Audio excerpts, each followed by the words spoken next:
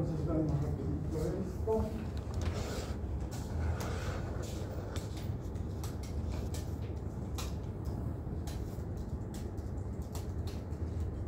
¿Está bien así?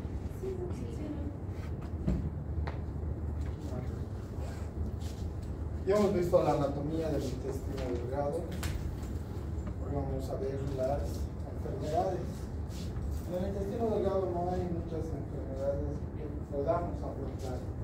Como es un segmento grande, más o menos de 7 metros aproximadamente, entonces es difícil llegar al diagnóstico. Prácticamente la única ayuda es la tomografía o la cirugía directamente. Se puede hacer un uso de rayos X, que ya han visto en la oclusión intestinal, o con contraste. Y lo que hoy en día es la cápsula endoscópica, pero no funciona al 100%, es muy limitado. Una de las enfermedades representativas es la enfermedad de Crohn. Ustedes saben que la enfermedad de Crohn es más una enfermedad autoinmune, muy ligada a lo que es las enfermedades ambientales o medioambientales ligadas a un factor genético. Es más frecuente en mujeres que hombres. Se da en la clase media alta, más que clase media alta, diríamos, en lugares metropolitanos, donde hay una actividad laboral, física, intensa, ¿no? Estrés, hábitos, etcétera, etcétera. Sí está muy ligado al orden genético y relacionada a la colitis ulcerosa. Prácticamente hay que discriminar el colon versus la enfermedad de Crohn del intestino delgado. Y sí se ha asociado en este último al tabaquismo, una irritación crónica de la mucosa. Infecciosos, cuando alguna vez ingresamos a quirófano y vemos algunas adherencias como telarañas, obviamente sin una apariencia de bridas muy laxas, se atribuye a clamidias. Entonces, se cree que es uno de los responsables de una enfermedad sistémica, ¿no? Y estas otras que son un poco más raras. En cuanto a lo que es la función anormal de la barrera epitelial, toda la enfermedad se cree que nace cuando se altera esta barrera. Y al igual que el Helicobacter pylori, se perpetúa un proceso inflamatorio que puede ser asiento de lesiones ulcerosas. Obviamente está muy ligado a lo que son estos factores genéticos, principalmente estos hábitos.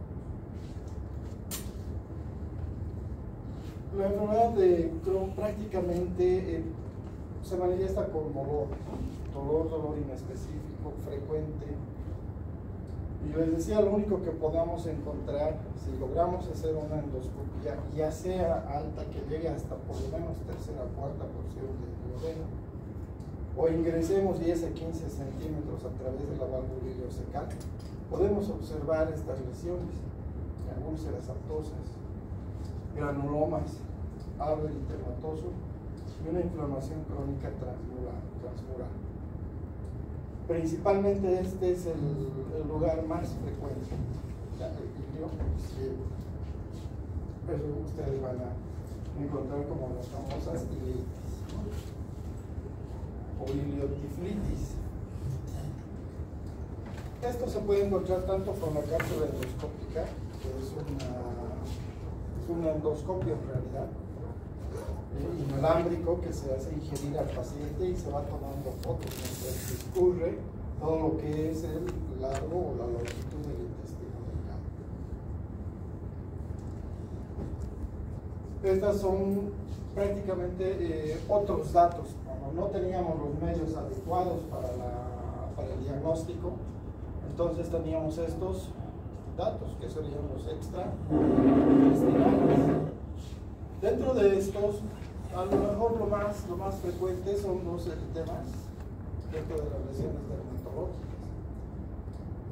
y pueden llegar a ulcerarse, ¿no? Incluso a gangrenarse. Estas lesiones ulcerosas aparecen principalmente en la mucosa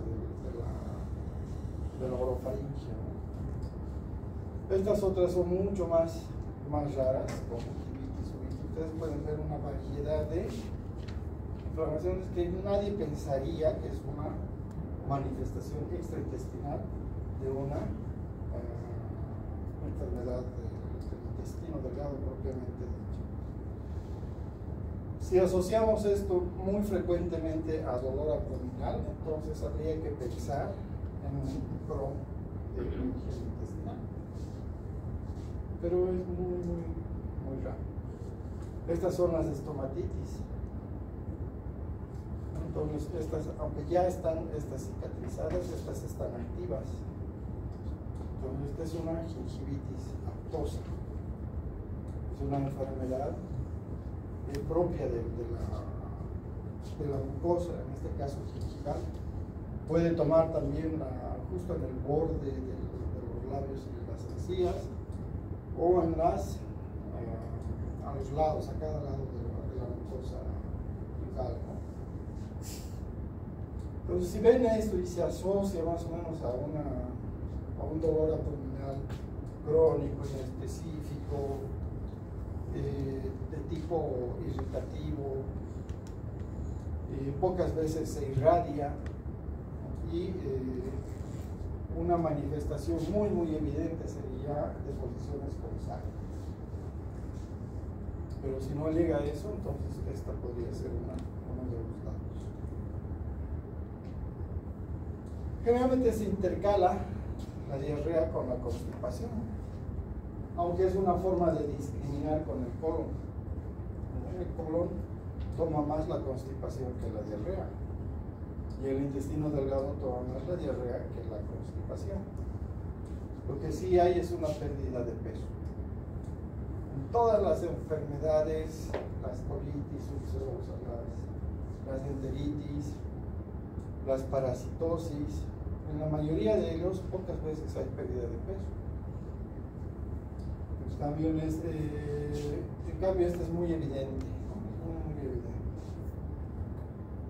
evidente. Puede progresar hacia una enfermedad fibroestenótica, es decir, se puede estenosar y el paciente debutar con un cuadro oclusivo u obstructivo o una fístula. Ya vamos a ver las fístulas. Y una enfermedad inflamatoria agresiva. Esto ya viene con sangre, con hematopesia franca. Muchas veces se hace la colonoscopía y sigue bajando la sangre a través de la válvula ileocecal. Entonces podemos estar frente a una enfermedad de Crohn.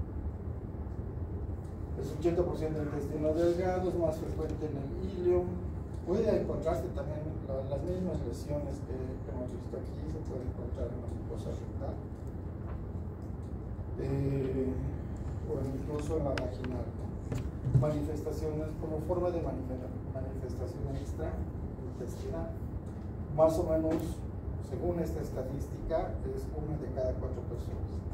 En nuestro medio es rara, muy rara. Hay que pensar más en otras patologías que una enfermedad de Crohn. Pero sí en el exterior, y se ha asociado principalmente a productos artificiales, ¿no? Como los preservantes, algunos endulzantes de tipo de fórmula química, etc. El diagnóstico entonces solamente sería la endoscopía y la tomografía en imagen. Si se puede hacer la cápsula endoscópica es una ventaja. Aquí hay 2 o 3 hospitales nada más que lo tienen.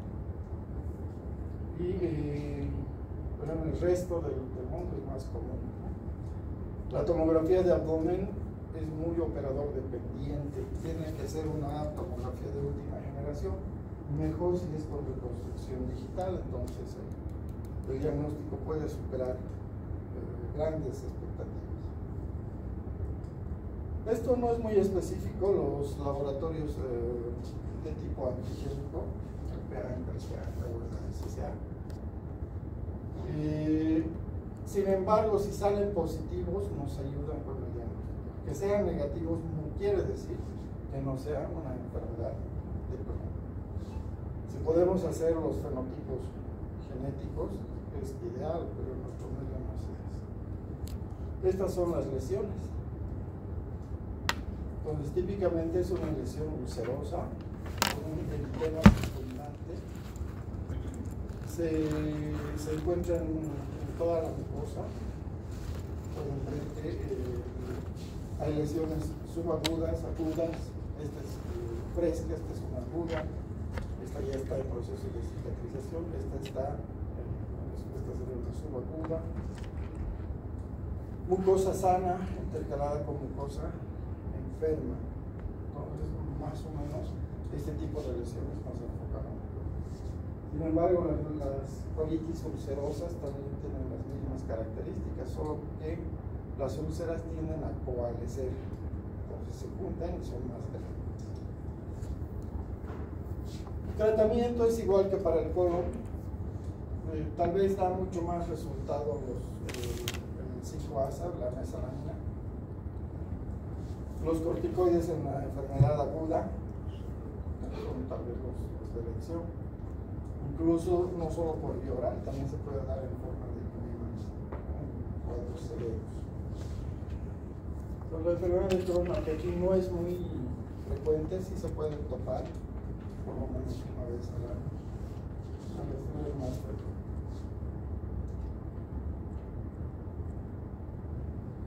Es quirúrgica la enfermedad de Crohn cuando no hay tratamiento, o más bien hay recidiva, el tratamiento no es eficaz. Entonces, la colitis de Crohn asociada al megacolon tóxico, que es raro, esto es cuando el paciente está con sepsis. Fracaso del tratamiento médico, cualquiera de estas tres, son pacientes que van bien. La pérdida de peso y la molestia es tanta que el mismo paciente decide someterse a la cirugía, que es una cirugía resectiva, ¿no? Hay que indicar cuál es la parte más afectada.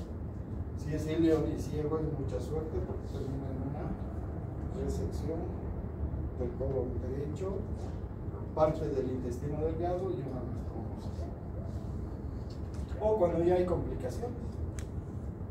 Estas son las que son las más complejas, porque son fístulas, y una vez que se tocan las fístulas no cierran, recidivan, aparecen en otro lado.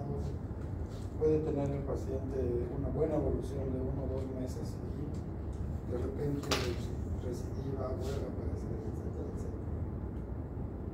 Entonces, en este caso, la cirugía resectiva se impone.